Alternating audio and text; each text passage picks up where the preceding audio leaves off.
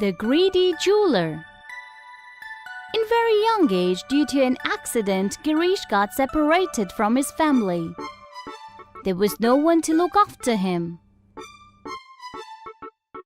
But as they say, God is always with those who has nobody. Something like this happened with Girish. One day he was going somewhere alone. On the way, there was a dense mango tree. It's so hot today. For some time I shall rest in shadow of this tree. Girish slept in cool shadow of that tree to have some rest. He was very hungry, but didn't have any money to buy food. He thought, to satisfy his hunger, today he shall eat mangoes of this tree. I am so hungry. Before sleeping, I shall eat some mangoes. As soon as he picked up a stone to break a mango, he heard someone's voice. "Wait! Please don't hit us!" Girish looked around and he found no one was there. Then he saw a little sparrow. He didn't believe that the voice he heard is of this sparrow. But then the sparrow spoke again. "My nest will be destroyed if you hit us with the stone." I am very hungry. That's why I want to eat a mango. But you need not worry. It's fine. I won't hit you ever. I will make some other arrangement. By seeing Girish's kindness, Sparrow said, "You are so kind. Wait for some time. I'll be right back." Sparrow flew and went somewhere. Came back after some time. There was a shining pearl in her mouth. She gave that pearl to Girish and said, "You will earn a good amount by selling this pearl in the market. And with that money, you can eat whatever you want to." Thank you, sweet sparrow. With this, I will make arrangement for my food today. "Not only today, I will give you a pearl every day.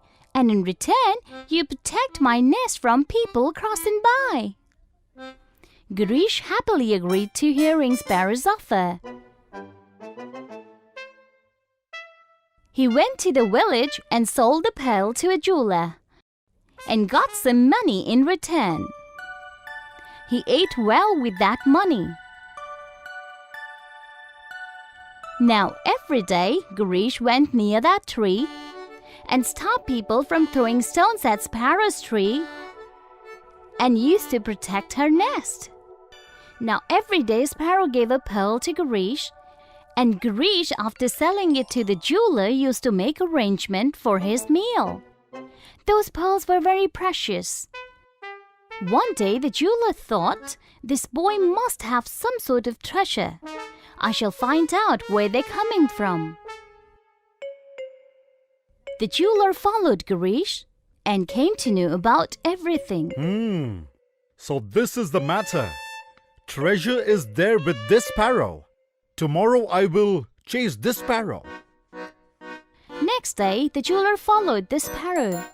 He ran after her.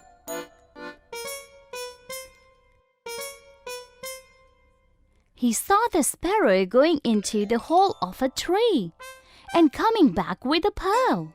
Oh, the treasure's here. When Sparrow went away, the jeweler went near the tree and put his hand inside the hole to take the pearl out of the tree. But within a matter of seconds, the jeweler screamed and ran away from there. Ah! Someone please help me! Snake has bitten me! Someone please help! Ah! Ah! Ah! Ah! A snake, who was friend of the sparrow, resided in that tree, and he every day gave a pearl to the sparrow. There was no treasure there. After hearing screaming of jeweler, Girish came near him, picked up an herbal leaf, rubbed on the wounded portion of jeweler's hand and said, Uncle, with the help of this herbal leaf, you will be cured soon. Poison's effect faded soon, and the jeweler was saved. The jeweler told everything to Girish and asked for forgiveness. Please forgive me. Out of greed, I followed you and ran into trouble. It's fine, Uncle. Your life is more important to me than anything. You are such a good boy. From today onwards, you come to my house and live with me.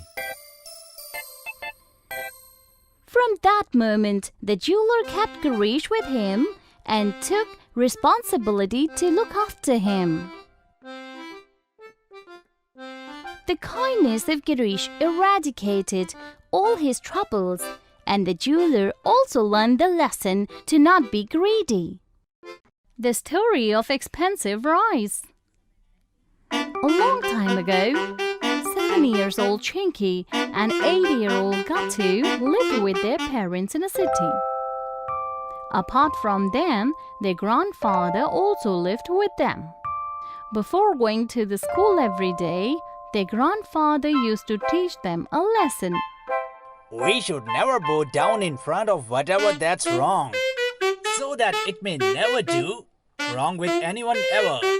All right, Grandpa, we shall always remember this for sure. Saying this, they both left for the school. After some time, their mother, after finishing all the household work, went near the grandfather and said, "Daddy, I have to go to the market now." All right. The shop has so many items. Today I shall purchase grocery from here. Shopkeeper looked at her and said, Come, madam.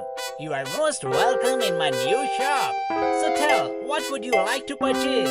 "Give me 5 kgs of good quality rice." All right. I shall quickly arrange 5 kilograms of good quality rice for you. Take this. After reaching home, when she opened the bag to take out the rice, she was surprised. There are so many pebbles in this rice. It seems like the shopkeeper has given me this by mistake. Thinking this, she picked up the bag and again went to that shop. "Mr. Shopkeeper, these rice have so many pebbles in it." No. I gave you 5 kilograms of good quality rice. "But your rice has so many small pebbles." I sell rice only. Do not sell pebbles.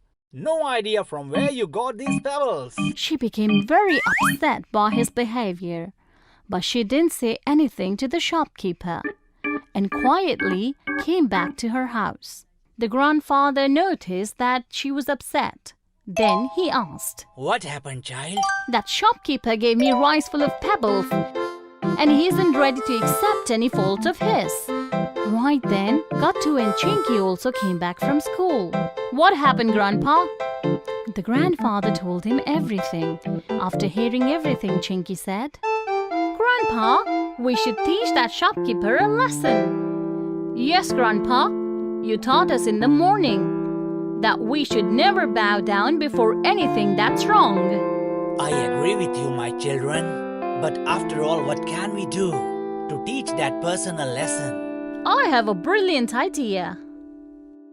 And according to the plan, Grandpa also went to the shop and said, Will you please give me 5 kilograms of good quality rice? The shopkeeper gave him 5 kgs of rice full of pebbles in a bag. And after some time, Gatu went to the shop. "Uncle, give me 3 kilograms of good quality rice." The shopkeeper handed rice full of pebbles to Gatu also. Gatu picked the bag and went from there. And after some time, Chinky also came to the shop. "Uncle, please give me 2 kgs of good quality rice." Oh no, there are no pebbles left now. Seems I have to give her unmixed rice now. Thinking this, the shopkeeper gave Chinky 2 kgs of rice in a bag. On opening the bag, Chinky found that there was only rice in it. And on this, she said to the shopkeeper, "No, Uncle, I need that good quality rice only, which you gave to my mother, my brother, and to my grandfather."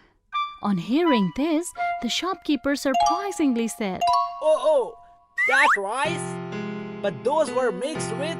"We know that those rice were mixed with pebbles." Still, you want that only? "Yes, Uncle." First, you have to tell me, that why you want those rice mixed with pebbles? The reason is that my grandfather told me that those pebbles were very expensive. Therefore, in the big market, he will sell those pebbles threefold the price to a big jewelry shop owner. What? Threefold? Yes, uncle, threefold. But those are my pebbles. How can your grandfather do this? But now you've already sold them to us. Haven't sold them. By mistake, I gave them along with the rice. Therefore, they are mine. But No if and but now. The amount of rice which I gave to your grandfather, mother and brother sums up to about 23 kilograms. In return, I will give 30 kilograms of good rice to you. all right, if you're insisting so much, then we'll return your rice mixed with pebbles. Hey grandfather, take them. Your 30 kilograms of good quality rice. Now please return my expensive rice mixed with pebbles to me. All right. The shopkeeper picked up the bag filled with rice and pebbles and he left from there. He took the bag and straightway went to the jewelry shop in the market. Hello sir, take this. I have come up with a bag full of expensive pebbles for you. Now please quickly hand over my money to me. On opening the bag, the jeweler laughed loudly. Expensive stones.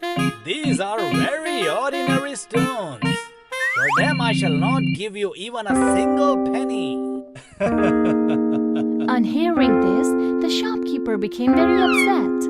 He understood that just like he used to fool others, today he has been fooled himself. And then he decided that... From now on, I will never fool anyone ever. So children, with this story, we learn that if someone cheats us, then we shall surely teach him a lesson, so that he will never cheat anybody else.